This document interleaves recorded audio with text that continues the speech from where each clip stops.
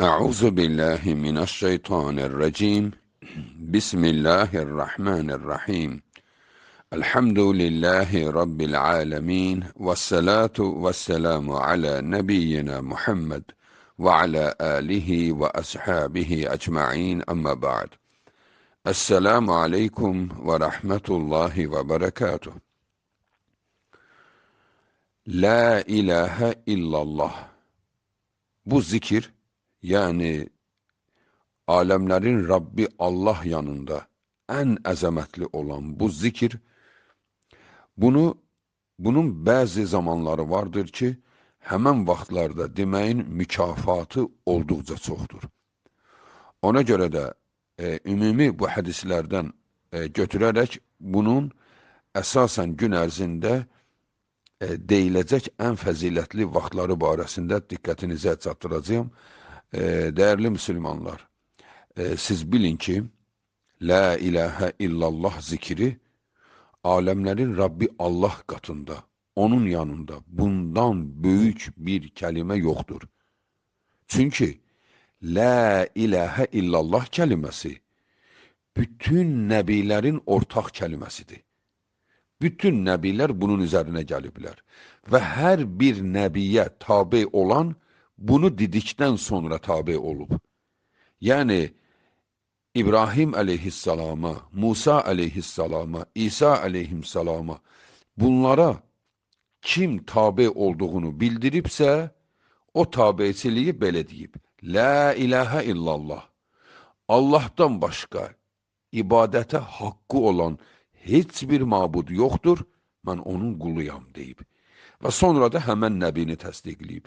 Misal üçün, İbrahim Xalilullah kimi və İsa Ruhullah kimi.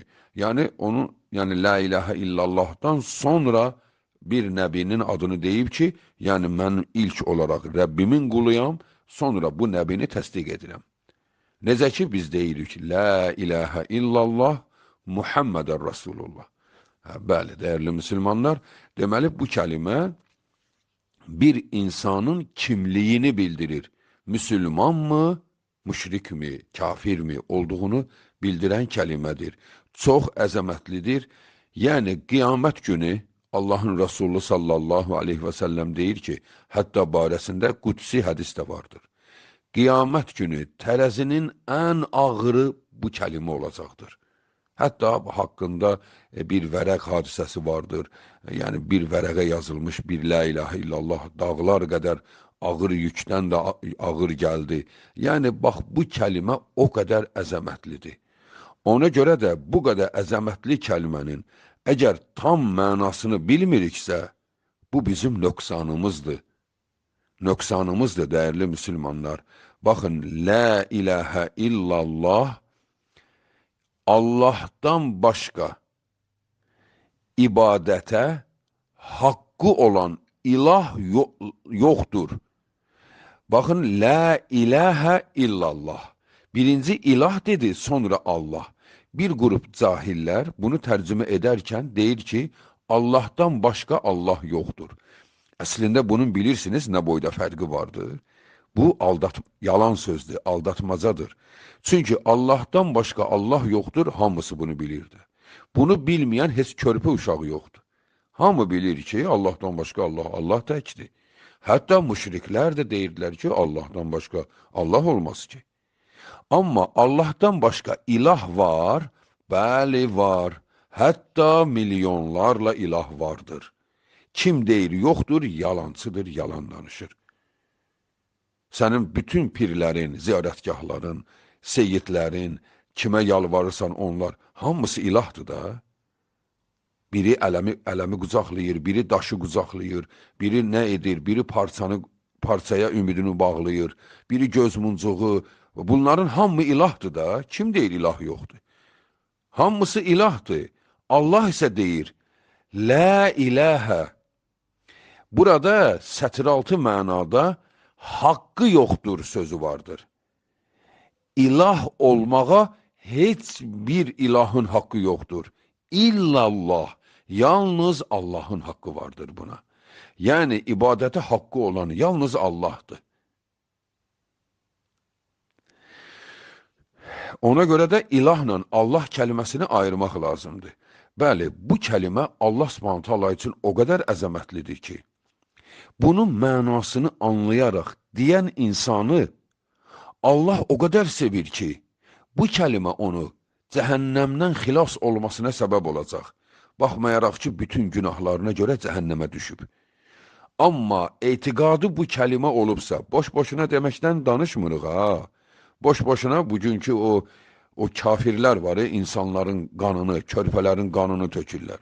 O da deyər bu sözü, xilas olar da. Xeyr. Bu sözü deyən insan peşimançılıq ilə, Allahın ilah olduğunu qəbul edərək, etdiyi əməllərdən peşiman olaraq bu kəliməyə sığınırsa, deyirsə ki, ey mənim tək ilahım, mən bilmədim, cahil oldum, şirk etdim, insan öldürdüm, şərab içdim, zina etdim, mən necə peşimanam Allahım, mənim ilahım sənsən, mən buraxdım bu şərabın ilah olmasını, mən buraxdım zinanın ilah olmasını, nəfsimin kölə olmasını buraxdım Allahım, gəldim sənin huzuruna, məni bağışla. Baxın, kimin xoşuna gəlmir gəlməsin, kim inciyir incisin, bu adam kim olubsa keçmişdə, Allah onu təmizləyəcək, Allah onu bağışlayacaq. Mülkün sahibi Allah onu sevəndən sonra. Biz kimik ki, intiqamımıza, qisasımıza görə sevməyək? Biz də deyəcəyik ki, bəli, mənim Rəbbimin dostusansa, artıq biz də səninlə halallaşdıq. Bəli, dəyərli müsəlmanlar, bu kəlimə o qədər böyükdür. Amma bu kəlmədən kimsə istifadə edə bilməz. Yəni, la ilahə illallah dedi, get, daşları qucaqlar, nə bilim, taxtalara sarıl, nələrdənsə yardım istə, bunlar bir-birini pozur. Yəni, elə bir tərəfdən birini tərifləyib, digər tərəfdən söyürsən. Necə ki, o tərifin söyüşdən sonra zay olub gedir, bir özünə müsəlman deyənin də şirkdən sonraki tövhidi yox olur gedir. Ona görə tövhid tək olmalıdır.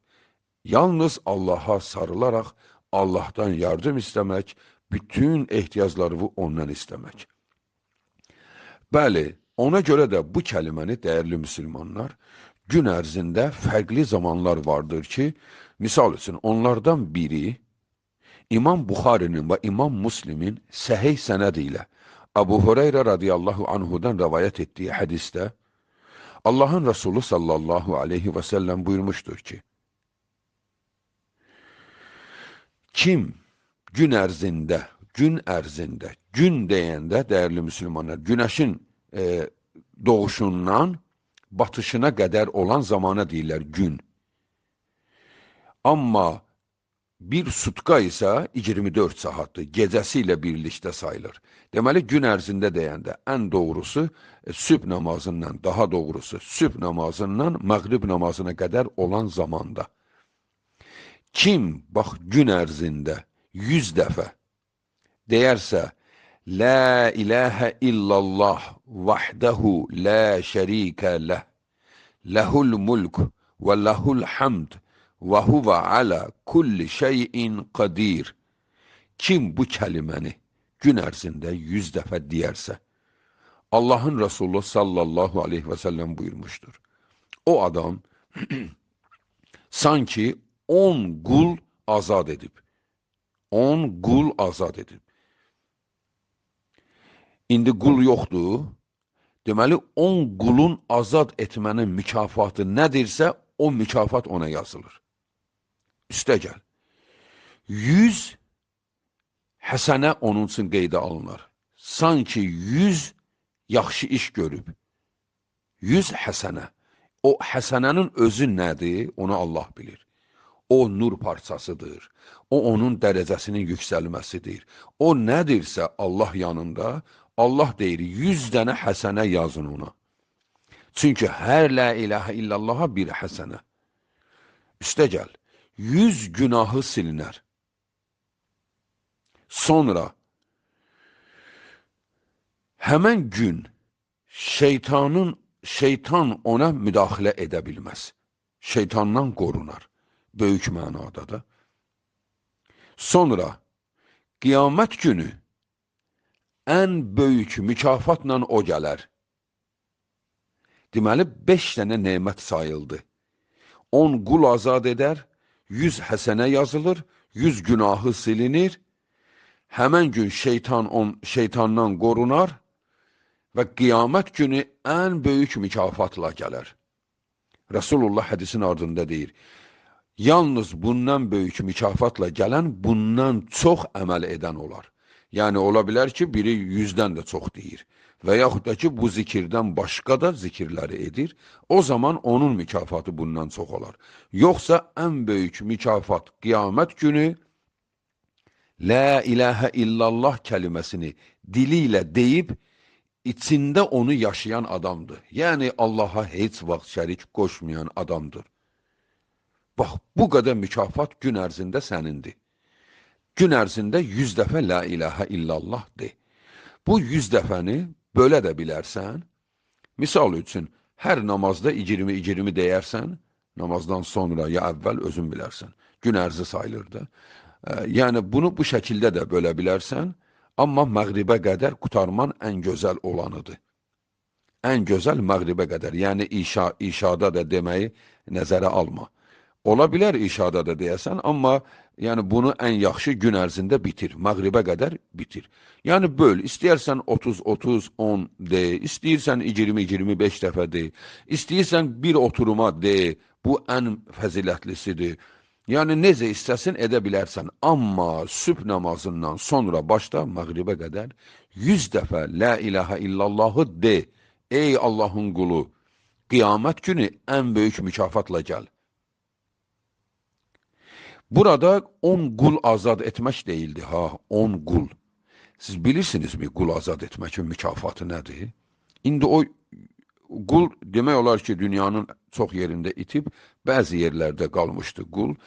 Çünki müsəlmanlar harada varsa, orada qulları alıb azad ediblər və beləliklə də quldarlıq İslam ümmətində sıfırlandı, əlhəmdülillah. Yəni, indi bəzi çox geridə qalmış ölkələrdə ola bilər olsun. Yəni, yoxdur qul. Bəs qul azad etmənin mükafatı nədir? Allahın Resulü sallallahu aleyhi və səlləm səhih bir hədisdə, hədis səhihdir, İmam Buxari, Müslim rəvayət edib, buyurur ki, Mən a'taqa raqabətən muslimətən a'taqallahu bi kulli udubin minhu uduban minən nər. Kim bir müsəlmanı qulluqdan azad edərsə, Allah qiyamət günü onun bütün bədənini oddan azad edər. Bütün bədənini oddan azad edər. Dəyərli müsəlmanlar, bu hədisi oxuyarkən düşünürük, yaxşı, bir qulu azad etmənin savabı cəhənnəm odundan azad olmaqdırsa, bəs 10 qul azad etmək necə olacaq ki? Daha mən bir qulla azad olmuşamsa əgər cəhənnəmdən, daha bitdi də, ikinci bədənim yoxdur ki, ikinci bədənimi də, 10-cu bədənimi də oddan çıxartsınlar. Bilginən ki, bu sözlər əbəs deyilməmişdi.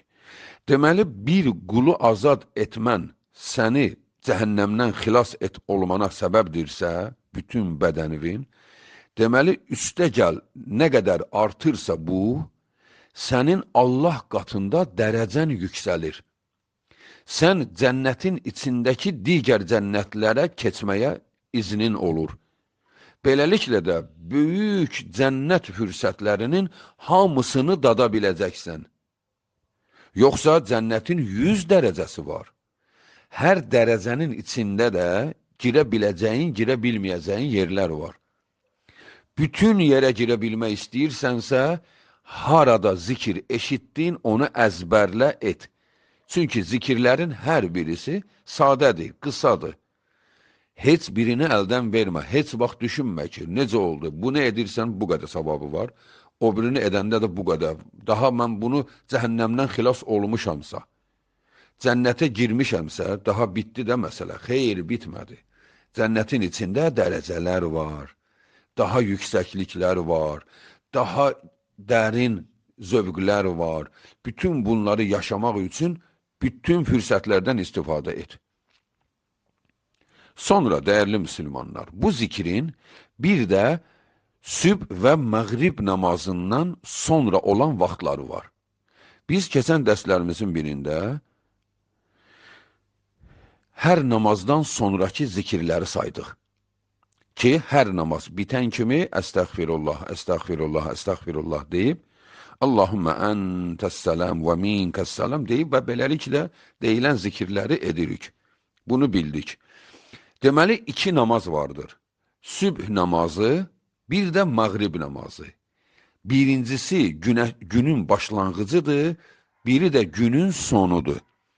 Baxın, bu iki namazda elə ki, namazı bitirdin, sağ-sol çinləri və salam verdin və dedin, əstəğfirullah, əstəğfirullah, əstəğfirullah. Allahümmə əntəs-səlam və minkəs-səlam təbərəkdə yəzəl cələli vəl-ikram. Bunu deyən kimi daha o biri zikirləri saxla. Saxla 10 dəfə indi deyəcəyimiz zikri de. Yəni, la ilahə illallah zikrini 10 dəfə de. 10 dəfə bunu deyəndən sonra həmən zikrə haradan qalmışdın, davam edəcəksən. Yəni, 33 dəfə Subhanallah, 33 dəfə Elhamdülillah, Allahu Akbar deyəcəksən. Sonra Ayətül Kursini oxuyacaqsan. Yəni, bundan sonra oxu. Deməli, bu vaxtı elə ki, çinlərə salamı verdin, əstəğfirullahı dedin və 10 dəfə deyəcəksən, La ilahə illallahu vahdahu la şərikə ləh, ləhul mulk və ləhul hamd, yuhyi və yumit və huvə alə kulli şeyin qadir. Hələ eyni bayaqki la ilahə illallahdandır. Burada bir dənə yuhyi və yumit kəlməsini artırırsan. Bu hədisin versiyaları çoxdur. Heç bəzi versiyalarında bu da yoxdur. Yuhyi və yumit yoxdur. Hələ bayaq dediyimiz kimidir. La ilahə illallahu vahdahu la şərikə ləh, ləhul mulk və ləhul hamd və huvə alə kulli şeyin qadir. Hələ bu versiyada keçir. Birdən biri bilməyib, belə də deyibsə arada zərəri yoxdur. Amma mümkündürsə bu iki kəlməni öyrən. La ilahə illallahu vahdahu la şərikə ləh, ləhul mulku və ləhul hamdu, yuhyi və yumit və huvə alə kulli şeyin qadir. De, kim 10 dəfə hər sübh namazından sonra və məğrib namazından sonra bu zikri deyərsə, indi bununsa fəziləti biraz da üstə gəldi, ayrıdır. Rasulullah buyurur ki, kim bu zikri edərsə, Allah gün ərzində şeytandan qorunmaq üçün ona silah verər. İndi bunun nə olduğunu Allah bilir. Bəlkə də doğrusunu Allah bilir, bəlkə də bir neçə mələkdir, ona həvala olur gün ərzində. Daha doğrusu, üzr istəyirəm, səhər dedisə, axşama qədər. Axşam dedisə, səhərə qədər. Mələklər yanında peyda olur və onu şeytan və gözə görünməz qüvvələrin fitnə fəsadından qoruma altına salırlar. Sonra Allah ona 10 həsənə yazdırır. Bayaqkində 100 idi, o gün ərzində idi. Burada 10 həsənə də əlavə olundu onun üstünə. Elə bil oldu 110. Çünki 100 dəfə onu demişdin, 10 dəfə də bunu demişsən. Axşamda da 10 dəfə deyəcəksən, olacaq 20. 120 həsənə gün ərzində. Subhanallah, görəsən bu həsənə nədir? Nə boyda mükafatdır ki, Allah onun adını belə deməmiş. Bizim üçün onu bağlı saxlamış. Bəli, bunu deyən şəxsə 10 həsənə yazılar və 10 günahı silinər. O günah ki, onu məhv edəcəkdir. Səyyiəti mubiqat, hədisin orijinal mətnində belə keçir. Aşərə səyyiəti mubiqat, onu məhv edəcək 10 günahı ondan silinər. Və 10 qul azad etmiş, özü də 10 mömin qulu azad etmiş olar. 10 mömin qulu azad etmiş olar.